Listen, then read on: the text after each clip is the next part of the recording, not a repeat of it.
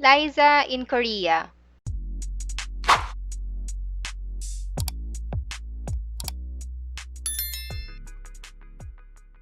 Mistulang nabuhay muli ang career ng aktres na si Liza Soberano matapos ilunsad ang bago niyang passion project. Ito ay ang kanyang YouTube series na pinamagatang Liza in Korea, kung saan ipinakita niya ang mayayamang kultura ng South Korea, pati na rin ang ilang sikat na celebrities nito.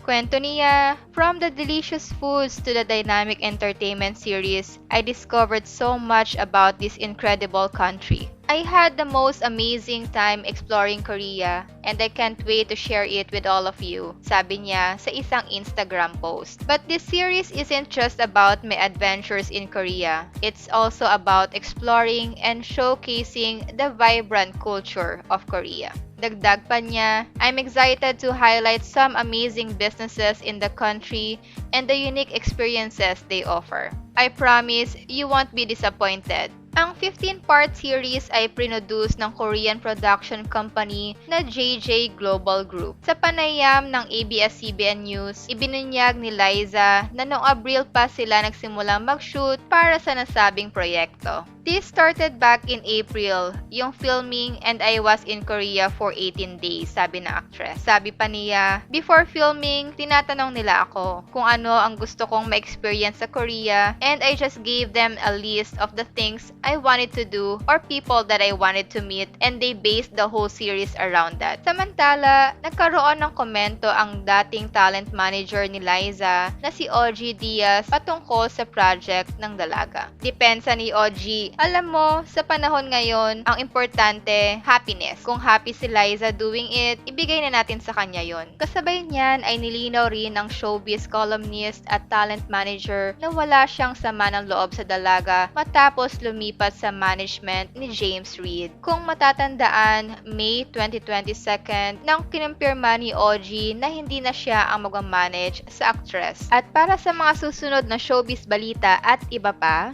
mag-like, subscribe, at hit the notification bell ka na para updated ka sa mga bagong videos ko. Salamat po!